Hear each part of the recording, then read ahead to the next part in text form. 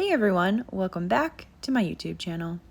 If you are new here, my name is Anna. I am a portrait photographer in the Chicagoland area, and today I'm taking Cornelia and Devon some models today, and we're going to be photographing at the Naperville Riverwalk. The reason why I like photographing at the Naperville Riverwalk is because it's very scenic, so not only is the model going to look fantastic, but the background's going to be very nice as well. We did shoot at golden hour and the weather was perfect, but it was a bit of a time crunch, so we needed to make sure that we got some fantastic photos and didn't get the scene to be too dark. I went ahead and used my Sony a7 III along with my 85mm lens and had a transmitter on top of that would connect to my Godox AD200 on a light stand that had an umbrella on top. We're going to start off with Devon in this photo shoot. I wanted to make sure that both models had an equal amount of time, so I was trying to get the photos and poses done as quickly as possible so I can move on to the next area and the next subject.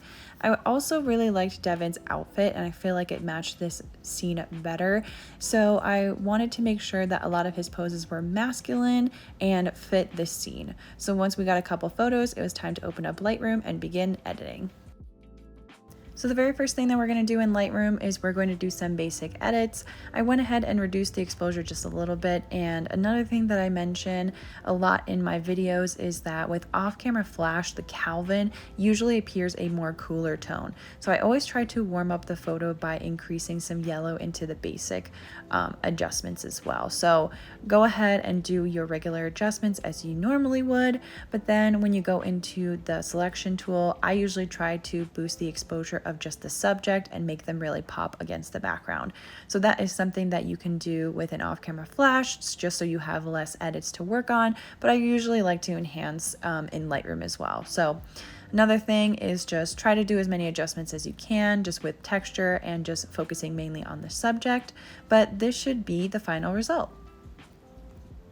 Now this has become a race against time because as the sun was starting to set, it was going to become darker and darker. So I wanted to make sure that I had all of my settings correct before I had Cornelia pose for me.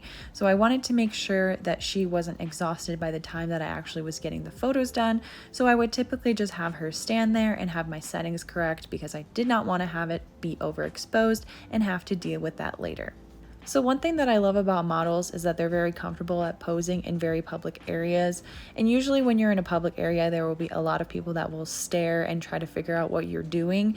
So keep this in mind when you're having a photo shoot with a client who requests being photographed in a very public area, is that sometimes the client will become a little uncomfortable because there's so many people watching. So one tip that I have for you is to try to make sure that your client only focuses on you and you photographing them, and that will usually get you the best result. Now that we have a couple photos of Cornelia and I'm really starting to like them, it's time to open up Lightroom and begin editing. So this is the photo that I chose to edit of Cornelia today. I really like her pose and the facial expression, and I actually didn't need to do that much on this photo simply because I really like the way that it came out. Just a couple things to note is that sometimes when it's really dark, you're going to have to make sure that you have the highlights not overblown. So that's something that you can do in Lightroom, but also just make sure that you're looking at your histogram when you're taking your pictures, because there could be a situation where you're editing and then you don't realize after the fact that your highlights are completely overblown, so it'll just be completely white in the photo. And then, like always, go ahead and select your subject and do some minor edits, but this should be the final result. I do want to give a huge thank you to Devon, who was a first-time model with me before. I had a fantastic time working with him, and as always, I always enjoy working with Cornelia. They were both great models that day, and I had a fantastic time shooting them. I also want to thank Christopher, who was the planner of this photo shoot, and he also took some photos as well. So if you're interested in looking at those photos, I will drop his Instagram down below. If you like this video, don't forget to like, comment, and subscribe, and hit the notification button to get notified every single time I post a new video. But that is all that I have for you guys today. I hope you guys are staying safe, and I will see you guys in the next video.